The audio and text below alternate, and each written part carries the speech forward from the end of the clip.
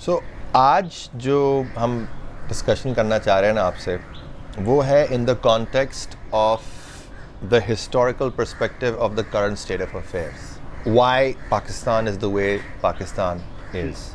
And what we want to know is कि pre-partition and post-partition में जो मतलब the way you saw it because you were 18 when you came here, right?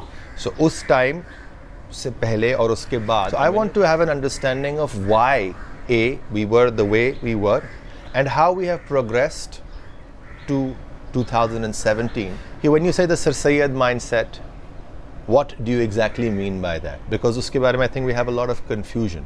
We have generally grown up reading with at least our school textbooks have taught us a very different perspective of Sir Sayyid. And why is he so important in all of this? And why is he that उसके बाद से हम जहाँ खड़े हुए हैं उसमें उनका जो भी एक जो उनका रोल था या जो कुछ था, and how it has affected us today, एक तो मैं उस पर क्लियर नहीं हूँ. और दूसरा ये कि आज का जो करंट हमारा the sum total of our mindsets जो है उसकी भी नेचर के बारे में मैं इतना एटलीस्ट मैं इतना क्लियर नहीं हूँ कि if I were to elaborate upon it with the right kind of words and the right kind of description, so I am so a bit unclear about it. If there is a possibility to sum it up of what we are today.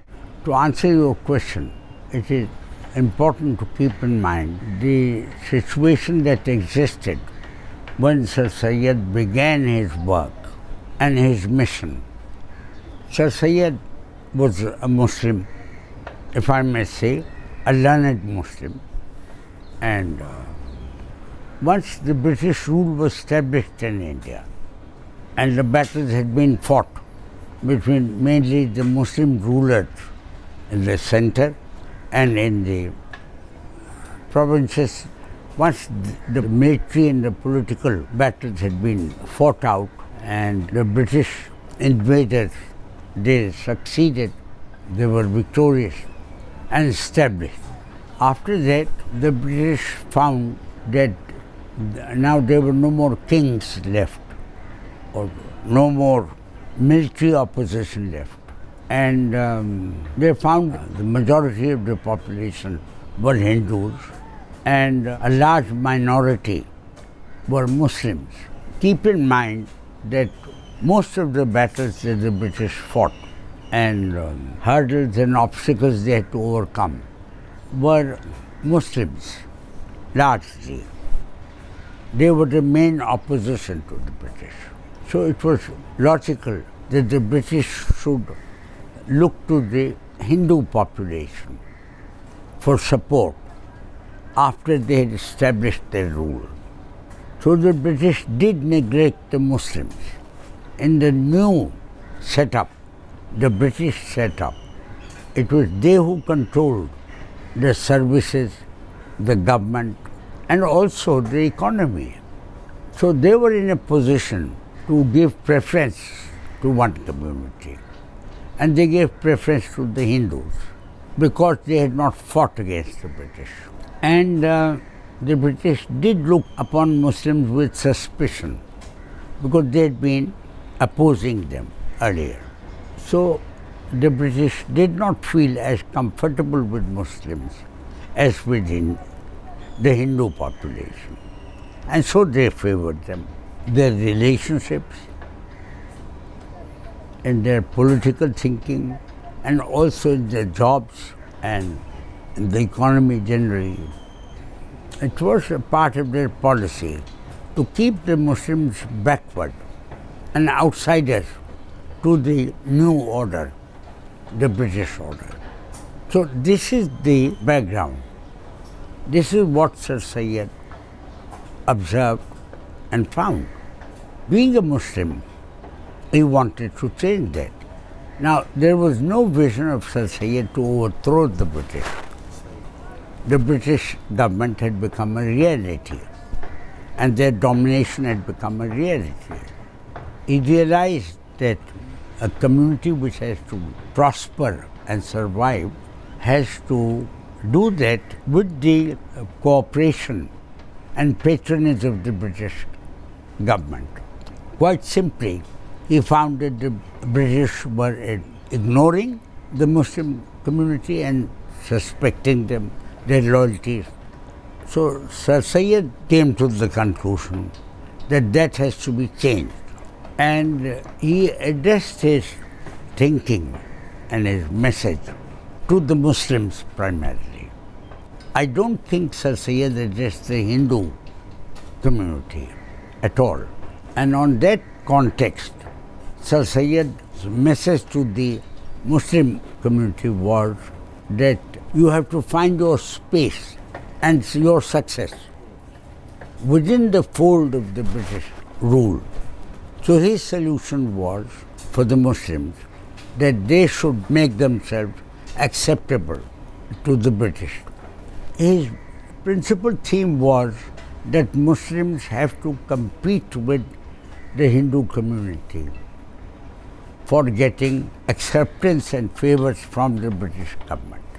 So his message to them was to accept the British rule and to be loyal to it.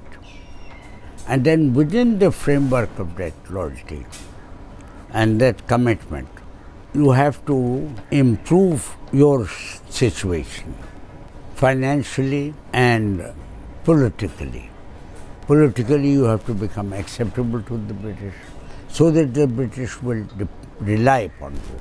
And then the next factor in his thinking was that to achieve this, the Muslim population must learn English and educate themselves, not only the language, but the ideas and the thinking which was in the English language.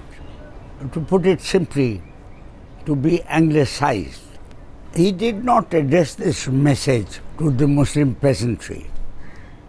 He targeted the Muslim urban middle class. He looked upon them as the important factor in the Muslim community. He established the Aligarh University, the Aligarh Muslim University. So it was primarily for Muslims.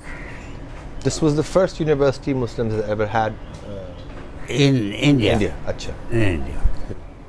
In that context, I may say so that to the best of my knowledge, the British rulers, some of them did establish madrasas in Delhi, but nothing like a university. The Muslim rulers, in fact, historically did not emphasize education, intellectual development and education. It was marginal, not a program or an objective of the British rulers. Of course, they patronized educated Muslims in the court or in the administration, particularly in the matter of revenues, but certainly not contemporary knowledge. At that time, a renaissance was already brewing in Europe. The Muslims were, rulers were no part of that. This was the context. So in which Sir Syed wanted to introduce major changes in, I repeat, in the Muslim urban middle class. To that end, Sir Syed's paradigm was that improve your own material condition and achieve material success. That should be your target. And he certainly in the process emphasized new thinking in Muslims, which brought them closer to the British, adopting their manners and their thinking and their culture, so as to come closer to the British and to be more trusted by them.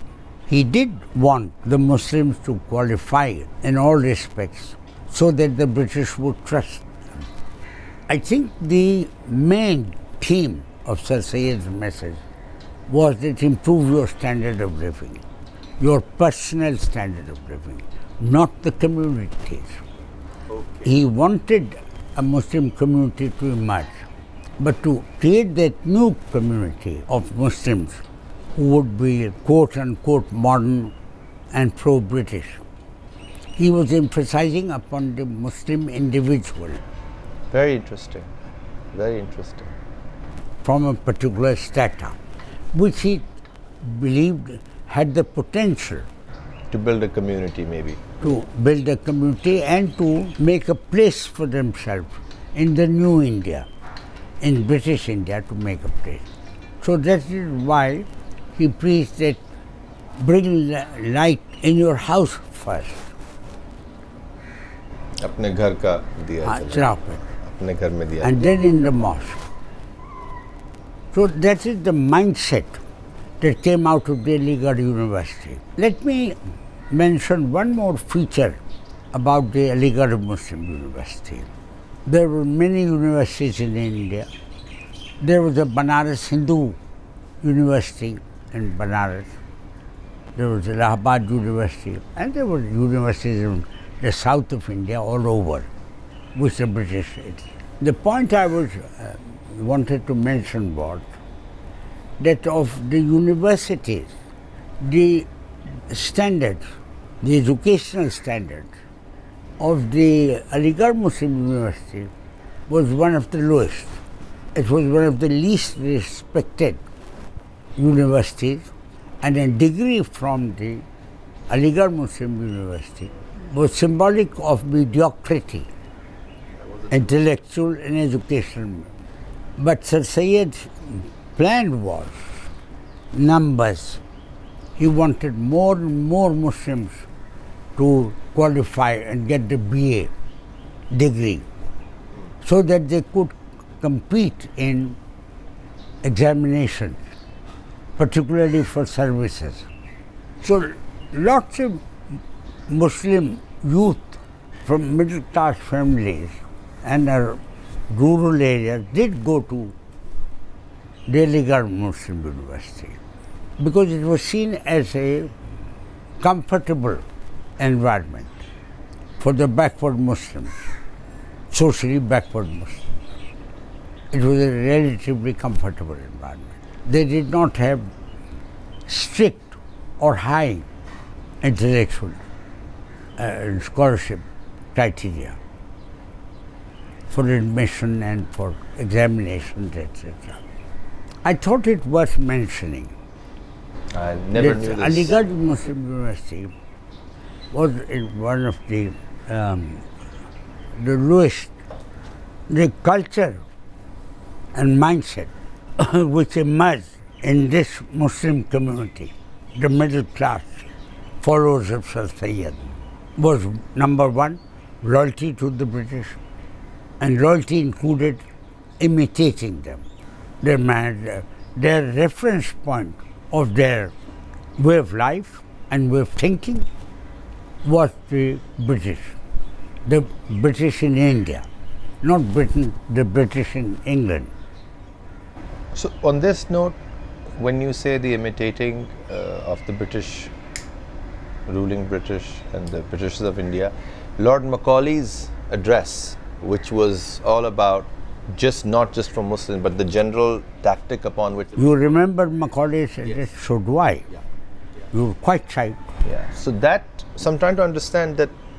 So obviously this was way prior to Sir Sayyid's... Not way back. A little back. So Sir Sayyid obviously... Sir Sayyid was also a product of Macaulay. Ji, that's what I'm saying. So Sir Sayyid was subscribing to Remember Macaulay said, make them lose their self-respect.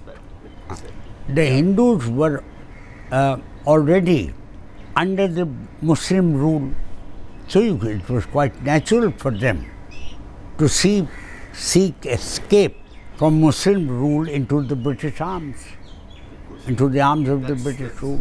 That's what I was trying to connect. With Sir Sayyid, the page actually kind of turns into this. Quite right. The new mindset. So you and I are products of Sir Sayyid. And your father and grandfather and my father and grandfather were products of Sir Sayyid. And in 47, when they come here, that is the mind they bring with them, the mindset they bring with them.